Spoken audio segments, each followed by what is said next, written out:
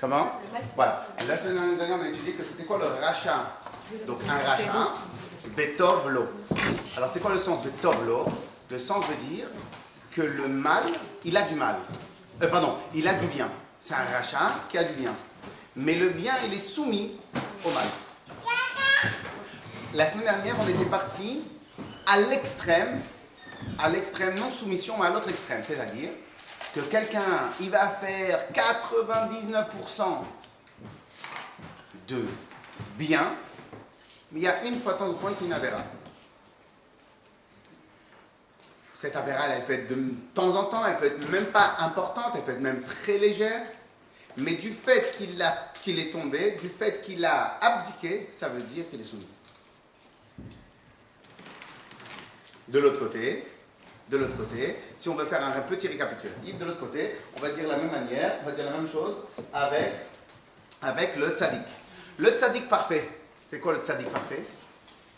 C'est celui qui n'a absolument jamais de jeu. On est d'accord? Donc c'est-à-dire celui qui ne pense absolument jamais à lui, il n'y a que Dieu qui remplit totalement son être. On est d'accord? Donc c'est quoi un tzaddik pas parfait? De temps en temps, il pense à lui. Mais attention, je pense à lui, c'est pas est-ce qu'il y a du beurre ou il n'y a pas du beurre. Attention, quand je pense à lui, ça veut dire que des fois, au lieu de servir Dieu pour Dieu, des fois il va servir Dieu pour lui-même. Ça serait à la rigueur une dame qui va faire le repas à la maison, mais elle a choisi tel repas parce qu'elle aime ça. Mais tout le monde en profite. Tout le monde en profite. Mais ici, le leitmotiv, c'était le jeu. Mais au final, tout le monde en profite. On est d'accord? Donc ça, c'est ce qu'on avait travaillé. On retravaillera encore à la fin du cours. C'est ce qu'on avait travaillé. Nous, on a travaillé dans le chapitre Yud Aleph 11. On a travaillé le rachat vetov lo. Il est rachat. Donc, il pense à lui. Il n'y a que le jeu, disons que c'est le jeu le mettre à bord. Mais il y a 7 milliards de niveaux. Il y a depuis celui qui pense de temps en temps à Dieu, ou celui que de temps en temps il fait une bêtise. Et il y a des 7 milliards de niveaux. Ok? Maintenant, est-ce que quelqu'un pourrait me dire, c'est quoi un rachat gamour? Un rachat d'amour. Un rachat gamour, un rachat parfait. Pas du tout de bien. Alors, style, il a des yeux comme ça, toujours méchants. Ah non, ça veut dire qu'il y a 0% de Non, attention, rachat gamour. C'est un mécréant parfait. Oui, mais ça veut dire qu'il n'inclut jamais Dieu à aucun moment. Donnez-moi un exemple de quelqu'un qui est rachat gamour. Alors, j'ai pas compris. Il est mécréant parfait. Quelqu'un qui a Et il refusé est d'amour quand même. Non, gamour en hébreu. Gamour, c'est parfait. Ah, là, on parle des juifs. Alors. Que chez les juifs. Est-ce que ça peut exister? Ah, un athée, c'est un juif.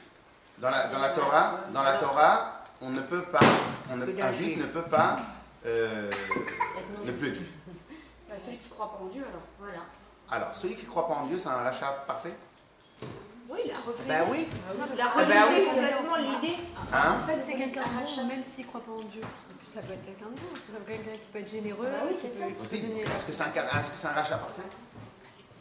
C'est le mot qui est l'adjectif Hein? qui. Est-ce que ça existe? Alors moi, justement, je tiens que j'arrive pas à croire que ça existe. Non, arrêtez. J'ai du mal à croire que ça existe vraiment. Bah ouais. Les nazis, peut-être, c'était des rachats parfaits. Mais, Oui, Mais c'est pas des juifs. Mais c'était pas des juifs. voilà. Mais chez les juifs. C'était des gens sans émotion, c'est autre chose. Mais en vérité, oui, mais on a de l'émotion sur quelque chose qui nous touche pas. C'est des gens qui n'en ont rien à fiche de rien, mais bon. Ben oui, Le manque d'émotion, ça. Alors, pourquoi pas? On va en profiter pour la réponse. Alors maintenant, est-ce qu'un rachat, c'est quoi un rachat parfait? J'aimerais avoir un exemple, à part les nazis, d'un rachat parfait. Est-ce qu'un rachat parfait, il ne fait aucune mitzvah? Aucune. Bonne question. Là, vous me posez une question. Normalement, le tzaddik gamour, c'est 100%. Ouais, alors est-ce qu'il faut que le rachat En vérité, le rachat gamour, c'est celui qui a 2 pistolets. Voilà. Dès qu'il voit quelqu'un, il le tue. Comment le rachat? En Je gros. sais pas vraiment si c'est Gamour, ça ça dans veut la dire définition. Gamour, oui, Je j'entends. sais pas si dans la définition c'est ça ou si c'est vraiment par rapport au service de Dieu. Voilà, C'est ça ma question. Parce qu'elle s'en fiche De complètement. toute façon, a priori, c'est dans le service de Dieu. Mais tout est service de Dieu. Dès que je peux aider un juif, c'est Oui, ça. mais c'est sûr. on peut avoir. Ouais, je sais pas. Est-ce qu'on peut avoir 0% de service de Dieu, mais sans faire non plus 100% de la vérole? Voilà. Bonne question. Alors, ça serait quoi un rachat d'amour? Il a quelle tête? Il a des dents longues, il a des cicatrices, il dit des gros mots. Et il s'en fout, il est retourné que pour lui-même, pardon. Il est retourné rien que vers lui-même. Il n'y a que lui qui compte. Mais s'il a des enfants, peut-être s'il a de l'amour pour ses enfants en même temps. C'est d'amour.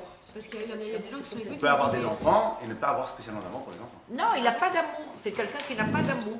Malheureusement, Il peut avoir des Ça enfants existe et pas. les aimer comme une existe pas, mais portée, si ça les existe. posséder. Le profil, ce serait peut-être un, je sais pas, un pédophile, peut-être même comme ça, qui du coup pense sans arrêt à des trucs mauvais, quoi. Il peut aimer sa mère. Est-ce Il est-ce que peut ce n'est aimer pas ses parents, il peut aimer. Alors un tueur en série, peut-être Pareil. qui est déroulé sa mère. Non, c'est tueur en série, déjà, c'est. Mais là, Déjà, ça t'avais fait dit partie la d'une haine, maladie ça existe quand même. pas. Donc comment Non, ça n'existe pas parce qu'on ne Il sait me pas aimer. semble. J'avais dit que la haine, Ah, ça tueur en existe série, à celui qui sait c'est aimer vrai. véritablement. C'est déjà le Celui qui ne mental. sait pas aimer véritablement, il ne sait pas faire de haine. Ouais, d'accord. Rachat d'amour, il me semble que c'est être complètement retourné vers soi, sans générosité. Est-ce que je peux Voilà vous ce que dire je vois. une phrase que Marchem Oveziro, le tueur et l'assassin du XXe siècle, a dit dans son livre sur lequel il a chauffé la moitié de la planète? Il a dit comme ça: pourquoi il haït à ce point-là les juifs? Alors, parce qu'ils aiment Dieu. Parce qu'on est le peuple élu. Supérieur. On est le peuple élu. Magnifique. Ah, je sais ce que vous allez dire. C'est le peuple élu. Parce que Le juif juif, il a toujours à Dieu. quelque part. est égal, écoutez bien, conscience, comme ça il est écrit dans son livre. Je ne vais même pas citer son nom officiel. Bien qu'on le connaisse. Juif est égal conscience. Il a voulu casser le. Lui, il a dit, il a toujours marqué, il a dit: nous, on est des brutes, des barbares. Nous, on est des barbares. Lui, il a dit ça, le mec. Nous, on est des barbares. Oui. Lui, il Et est en tant, bas. nous, on est des barbares. Et tant qu'il y a une once de conscience, on ne peut pas être barbare à 100%. Et t'as un petit peu. Donc Bien sûr, si attends. ça, il Mais le attends, dit, mais c'est qu'il est attends, ça fait il est un une peu petite partie. conscient. Et je crois qu'il est le maître des codes. Hein? Si, il le dit, c'est qu'il est un peu C'est ça. conscient. Non, il est conscient qu'il a peut-être un problème, Oui, mais il le combat. mais oui, le combat, mais il a. Alors, c'est pas sur ce registre-là que je veux travailler, on va plus réfléchir sur ça. Mais a priori, lui, il avait aucune conscience. Peut-être qu'il parlait pour les autres, je ne sais pas. Ouais. Alors, Donc, nous, les juifs, représentent la conscience. ça, c'est pas lui. Écoutez. Oui. Nous, on est des barbares, et on ne peut pas accepter qu'il y ait de la conscience à l'intérieur de nous. En d'autres termes, on n'accepte pas qu'il y ait quelqu'un qui me dit que peut-être ce que je fais, c'est pas bien. Ouais. Moi, j'aimerais dire que toute cette phrase-là, elle va se traduire par un mot très très classique et qui esquinte la moitié de la planète, voire la majorité de la planète. Un mot qui est très simple, qui s'appelle comme ça. Les regrets. Alors, Ethan. Viens, fais un coup. Viens t'asseoir, Ethan.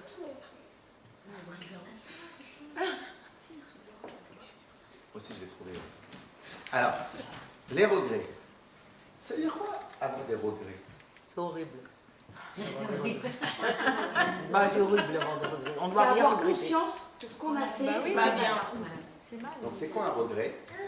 Un regret, c'est qu'à un certain moment, je me suis dit que ce que j'ai fait, il y avait mieux à faire. C'était pas bien. Donc lui, il veut zéro conscience, zéro regret, zéro marche en arrière. Je fais ce que je veux, quand je veux, à n'importe quelle heure que je veux. Un robot. Presque. Madame Chocron, elle a voulu dire sans émotion. En vérité, moi, je suis d'accord avec Madame Chocron, mais pas trop avec pas trop d'accord. Je suis d'accord, je peux avoir des émotions, Non, mais non, pas de regrets. pardon, j'ai parlé. Émotion, de- c'est vivre. Non. Donc, vous avez dit émotion. L'émotion concernant les nazis. C'est pas pareil concernant le rachat. Non, mais je suis d'accord. Maintenant, je suis d'accord avec ce que vous avez dit, émotion, mais moi, je suis pas d'accord à 100%. Ils n'ont pas d'émotion concernant s'ils ont fait de mal. mais ils ont d'émotions à prendre peut-être plaisir, à faire plus de mal. Oui, parce que Ah, les il y a quand même des C'est pas des robots totalement. C'est pas des robots totalement. Ils ont une émotion. Oh là, le seul regret qu'il va avoir, mince, je l'ai pas fait assez mal. Dieu vous bénisse. Merci beaucoup. Merci. Donc, il y a une conférence. Alors maintenant, donc cela veut dire quoi? Cela veut dire que lui, il ne pouvait pas accepter le fait qu'il pouvait y avoir des regrets. Donc, en vérité, ça serait quoi un rachat Gamou? Est-ce que c'est quelqu'un qui a des dents longues, qui a des pistolets, qui tue tout le monde? Non. C'est celui qui a alors en fait aucune conscience. Il peut être gentil, hein, gars. Mais c'est ça, mais les gens, c'est Dans son niveau à lui de service de Dieu, il a zéro regret, il a zéro mal à l'aise, zéro mal-être de la manière comment il se comporte avec Dieu.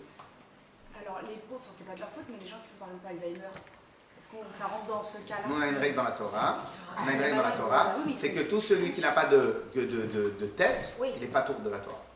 On parle que pour les gens qui ont une tête. Ok?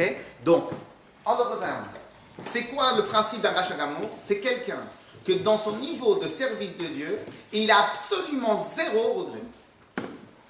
Oui. Alors maintenant, je vais te dire une petite question qui est très très méchante. Mais très très méchante. Vous me permettre ou vous voulez pas du tout? Mais c'est pour le plaisir. C'est pour le plaisir. Alors, je vais poser une petite question. Est-ce que nous sommes des rachats gamons? Ah ben non. On a un niveau un petit peu. Extraordinaire. Extraordinaire. Est-ce qu'il y a des fois où on a zéro regret dans le service d'Hachem? Si on a pas servi, J'ai une question du niveau de conscience. Alors, si Baruch Hashem, on a toujours des regrets. Alors, je ne sais pas si je vous ai raconté que j'avais raconté l'histoire la semaine dernière, mais la semaine dernière je l'ai raconté, mais je ne sais pas si c'était à vous. J'avais dit qu'une fois, il y a un avis où le Baal Shem Tov, il avait vu des chars, pas des chars, des chariots avec remplis de petits bonhommes. Ah oui, ouais. Un petit chariot avec des petits bonhommes en bonne santé, Et et un chariot avec des petits bonhommes pas beaux, mais en plus tout cassé, bras cassés, des jambes cassées, esquintés, des trous dans le corps. Ils ne comprenaient pas, ils disaient mais c'est quoi ça? J'ai pas vu, c'est pas réel. Et au final, ils ont répondu, ça c'est les mitzvot. Quand un juif fait les mitzvot, il n'a pas de regret. Ça c'est la vérote. Même quand il fait des bêtises, il a des regrets. Maintenant, ça c'est pour le plaisir personnel. Donc, moi je parle aussi pour moi. Est-ce qu'il y a des choses, des mitzvot, des avérotes, Dieu préserve, qu'on peut ne pas avoir de regrets? S'il y a des avérotes où on n'a pas de regrets, C'est qu'il faut travailler dessus. c'est que c'est très grave. C'est-à-dire s'il y a un moment où ça ne me dérange plus, c'est très grave. Ok? En tout cas, là maintenant, on a appris ce qu'est le principe du rachat gamour. Le principe du rachat gamour, c'est celui qui a zéro regret sur rien. Alors maintenant, tout à l'heure, on a posé la question, on a dit, mais est-ce que ça existe chez les juifs? En vérité, moi je pense que c'est un peu compliqué que ça existe chez les juifs. Pourquoi? Parce que Tachlès, on a une neshama. Et l'âme divine, dans le corps, elle embête, elle lâche pas. Sauf que si maintenant nous avons... Laissez, ça se passe très bien, laissez. Si maintenant, dans le corps, il mange une fois pas cachère, 2 fois pas cachère, 100 fois pas cachère, 2 milliards de fois pas cachère, à la fin il y a des couches. Il y a des couches d'opacité qui montent sur lui, Et à la fin, la lumière de la Neshama n'arrive plus à le transpercer. Mais dire qu'il a zéro regret, c'est un peu compliqué. Une fois, il y a une histoire. Une fois, il y avait une histoire avec le Baal Shem Tov. Une fois, le Baal Shem Tov, il a été... Alors peut-être c'était avant qu'il devienne Baal Shem Tov, parce qu'avant qu'il devienne Baal Shem Tov, il était très souvent dans les montagnes. Et une fois, il est tombé sur des groupes de brigands, de gangsters, d'assassins, ce que vous voulez. Et ils ont réussi, ils l'ont attrapé. Et je ne sais pas exactement, je ne me rappelle plus exactement les détails. Et à la fin, le Baal Shem Tov, le chef, c'était un juif. Et le Baal Shem Tov lui dit, et ça c'est une des grandes règles de la Chassidoute, le Baal Shem Tov il lui a dit, Ça n'existe pas un juif qui n'a pas d'âme divine. Et quoi?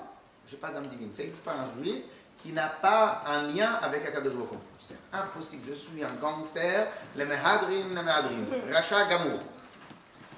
Il n'a pas utilisé le même terme, mais il a dit, moi, il fait, je vis sans aucun regret, j'avance, plaisir total. Bacham Tov lui a répondu, si. Le Bacham Tov lui a répondu. Non, ça, c'est problème technique à l'antenne.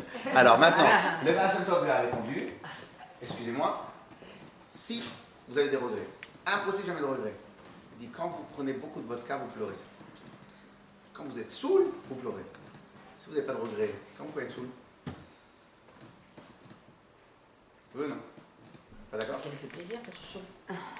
Si vous n'avez pas de regret, comment ça se fait? C'est-à-dire Quand que il est saoul, il pleure. il pleure. Donc il a quelque chose de très Il est malade. Il a mal De quoi il devrait pleurer?